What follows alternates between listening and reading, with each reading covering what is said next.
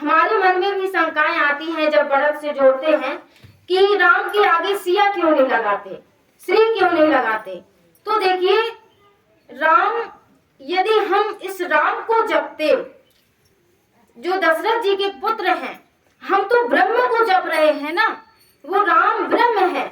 यदि हम इसको जपते तो हम सिया राम कुछ भी कह सकते थे, लेकिन हम उस ब्रह्म तक पहुंच रहे। ये सीधा रास्ता है कि कुछ तामझाम नहीं है इसमें, केवल नाम का सहारा लेना है, तभी गोस्वामी जी की बात सार्थक हो पाएगी।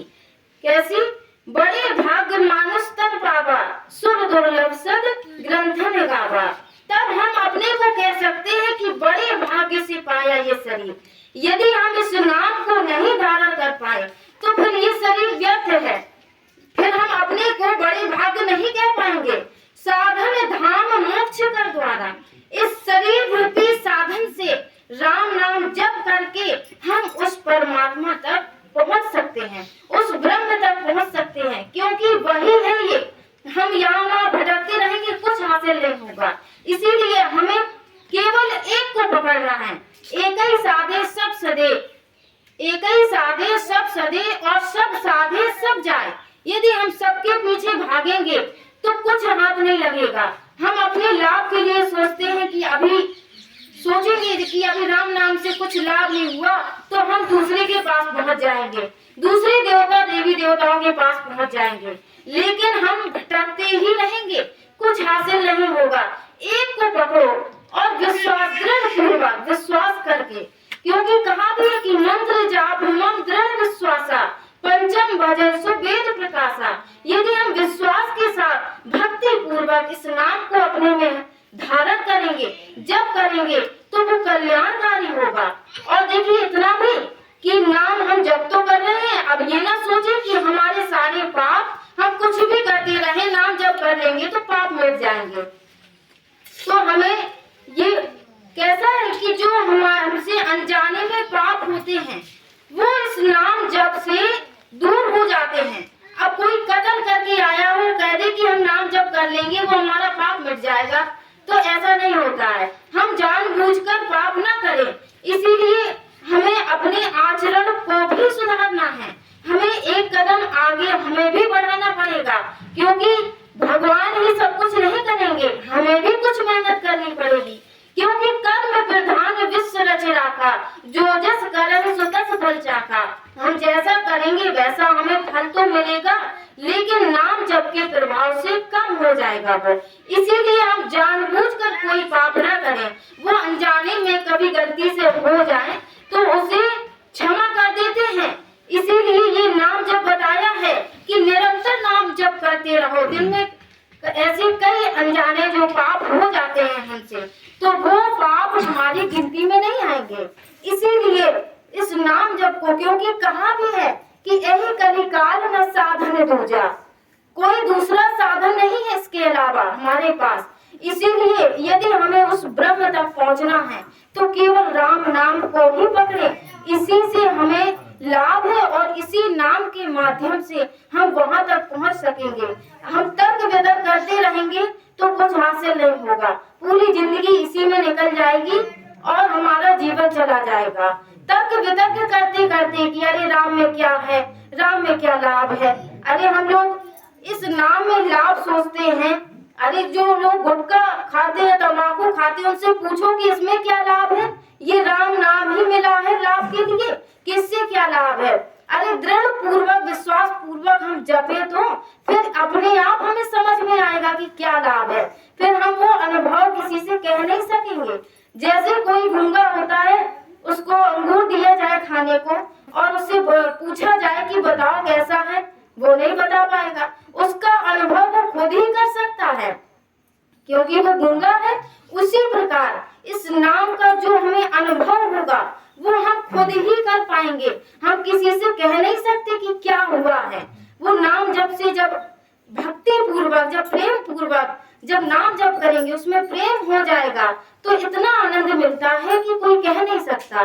इसीलिए उसी के भरोसे रहो और कहीं कुछ नहीं है। आइए अंत में एक छोटा सा भजन बजा दिया बस आज बात। राम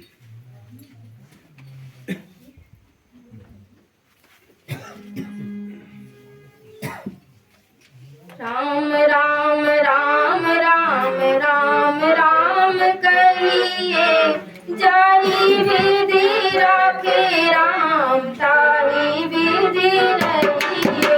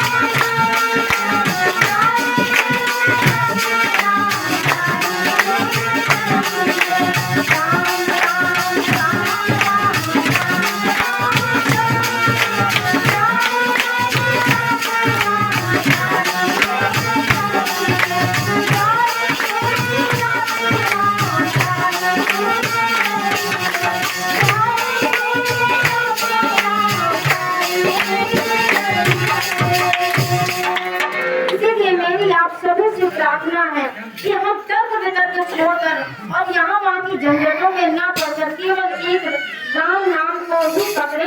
इसी से हमारा कल्याण है और कहीं कुछ नहीं है। बोलो राम राम की, राम राम की, राम राम की जय। गुरु जी अच्छे है, उनके संग जितने जन सब लोग बढ़िया स्नेह वाली हैं।